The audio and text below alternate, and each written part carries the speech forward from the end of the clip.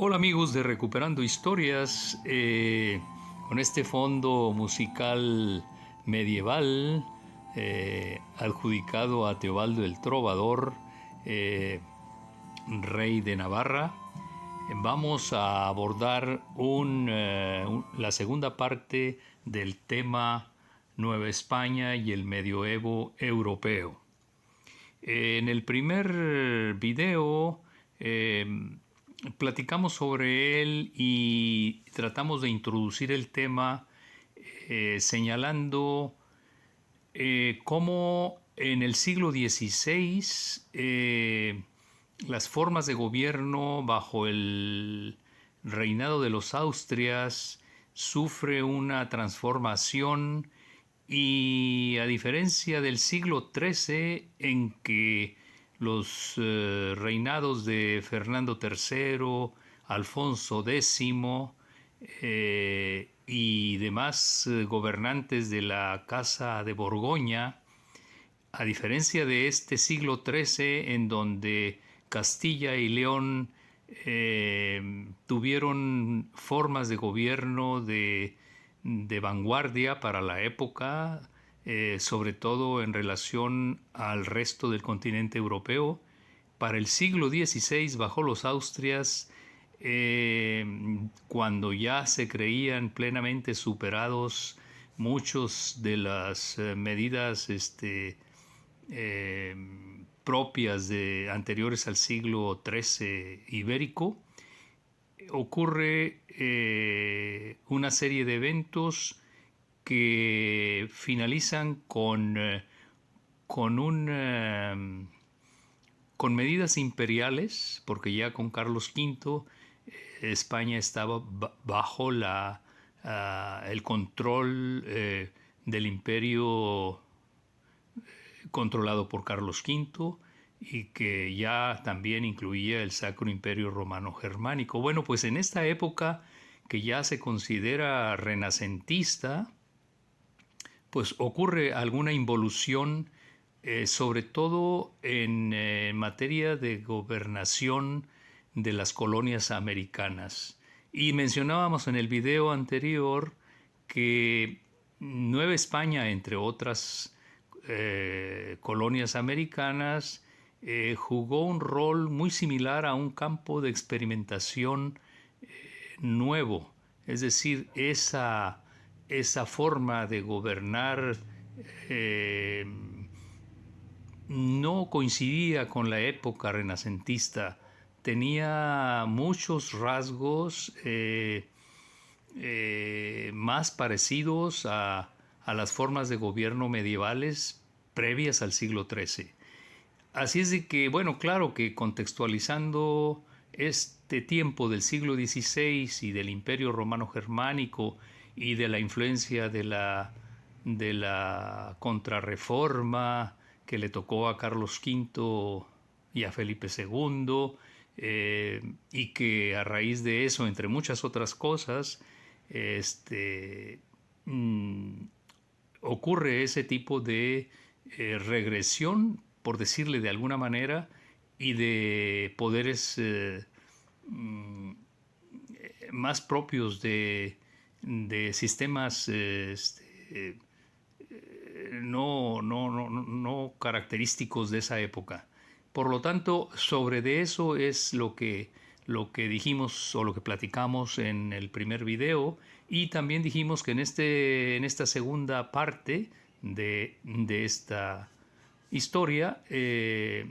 íbamos a aterrizar en Nueva España para medianamente ilustrar el mensaje central de esta historia. Es decir, Nueva España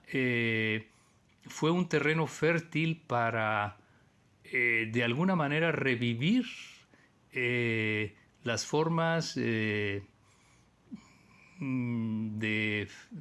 de la época feudal, de la época en donde Iberia se gobernaba y Europa se gobernaba a base de feudos y de señores que mantenían alguna especie de ejércitos y que en base a ellos las monarquías en turno se apoyaban y conservaban el poder. Bueno, aunque acá en Nueva España no necesariamente se reunían todas esas características, sí entre el poder virreinal en turno, en algunos virreyes, y los conquistadores, bajo los que estos virreyes se apoyaron, se repetía en mayor o menor medida ese tipo de organización basado en la época medieval feudal, que se supone que ya estaba completamente superado en Europa y que pues debía de haber quedado de alguna manera reflejado en sus colonias americanas, en este caso en la Nueva España. Bien, aterrizando en personajes, quisiera mencionar que, bueno, un buen número de familias de la élite de la nobleza y de la burguesía ibérica y concretamente española fueron los que ocuparon cargos o como inquisidores o como virreyes o como funcionarios virreinales y en todos ellos, o en una gran mayoría, sobre todo en el siglo XVI, se repite o sea, contribuyen a repetir esta práctica con una similitud increíble eh, con los sistemas feudales. Y más que en la explotación y vasallaje territorial, que sí los hubo desde luego, están las maneras de impartir justicia y de, y de atribuirse facultades más propias del medioevo feudal. Bueno, por ejemplo, voy a mencionar algunas de las familias que tradicionalmente formaban la élite cortesana y militar en la península ibérica y que sirvieron durante siglos como familias cuyos ejércitos y cuyo poder era determinante para que el monarca en turno conservara su poder monárquico. Las casas gobernantes fueron cambiando, pero estas familias seguían teniendo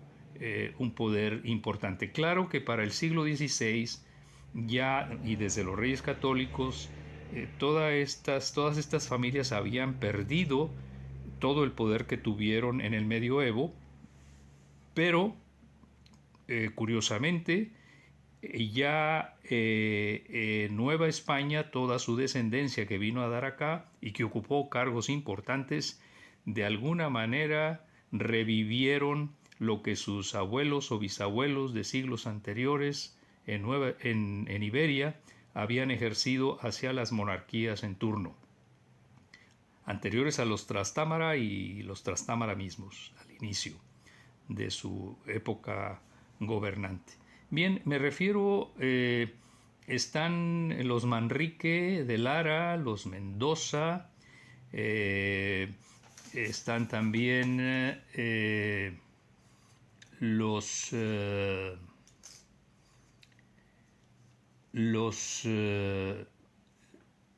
a ver, repitiendo nada más para los Velasco,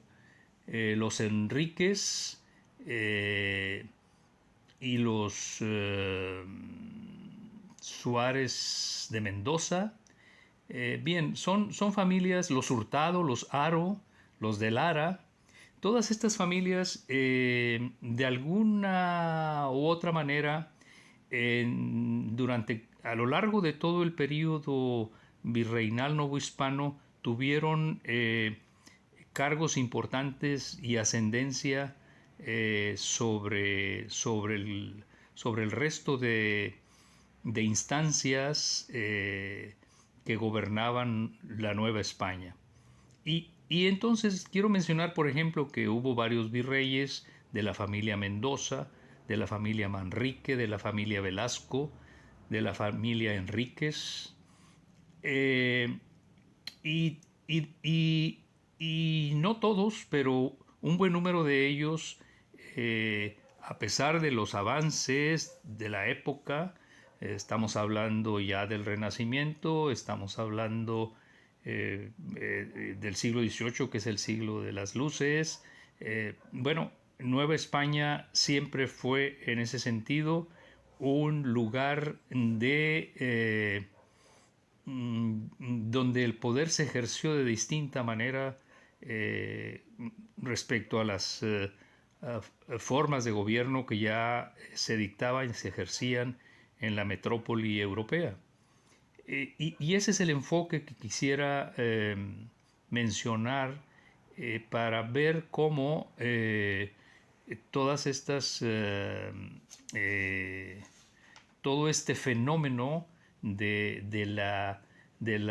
una especie de regresión en donde se volvieron a retomar una serie de formas de gobierno y de organización medieval eh, previo al siglo XIII, o posterior al siglo XIII y previo al siglo XVI. Y bueno, esa es la esencia del mensaje. Quiero además de estos virreyes, quiero ver también las familias de muchos de los conquistadores que coincidían en mayor o menor grado con estas familias, o con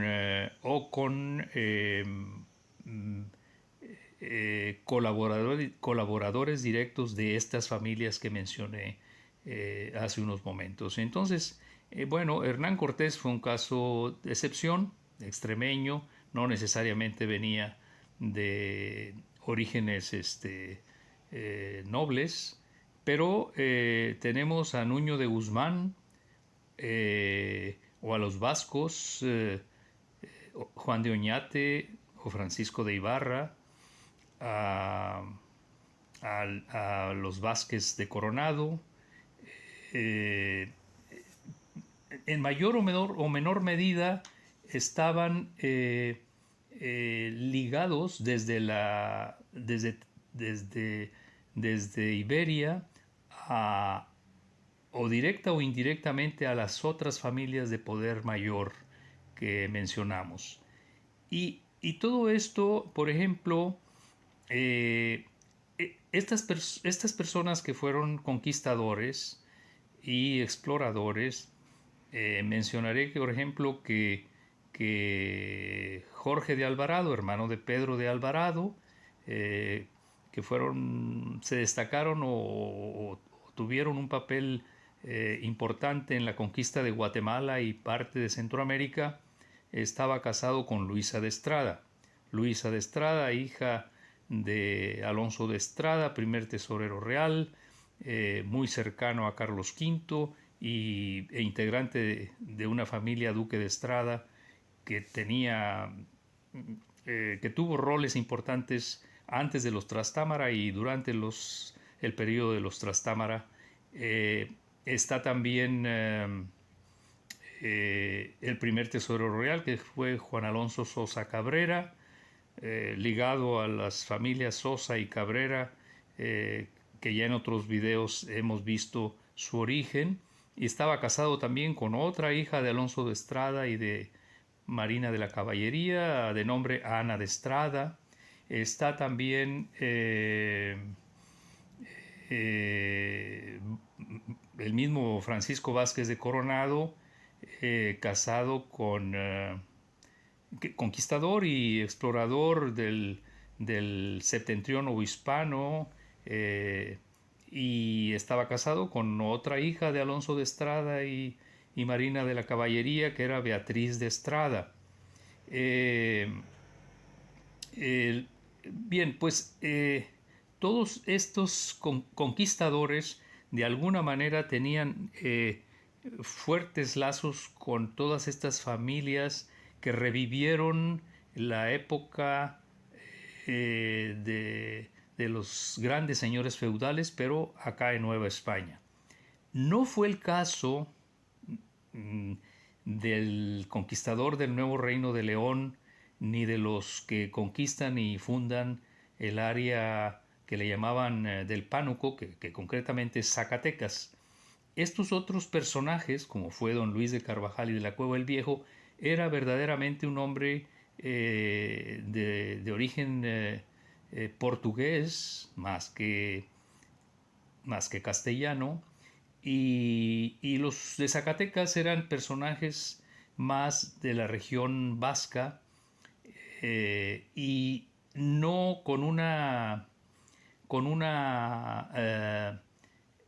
relación u origen tan directo de la nobleza medieval ibérica. Bueno, eh, concretamente el del Nuevo Reino de León, que ni siquiera era castellano o vasco o catalán, contra él, casualidad o no, pero todos los demás poderes que operaban en Nueva España, eh, pues ejercieron en mayor o menor medida una influencia en su contra. Desde el virrey, que fue Suárez de Mendoza, y se repite, este hombre, Lorenzo Suárez de Mendoza, el virrey que le toca ser eh, el gran perseguidor del gobernador del Nuevo Reino de León, descendía de los Mendoza y de los Manrique, y en pocas generaciones previas venía de grandes personajes que tuvieron una influencia enorme sobre, sobre las casas gobernantes ibéricas desde el siglo XII, XIII, XIV y XV, desde luego. Así es de que todos los datos que se van viendo cuando uno profundiza en el tema, vas entendiendo cómo realmente Nueva España tuvo mucho de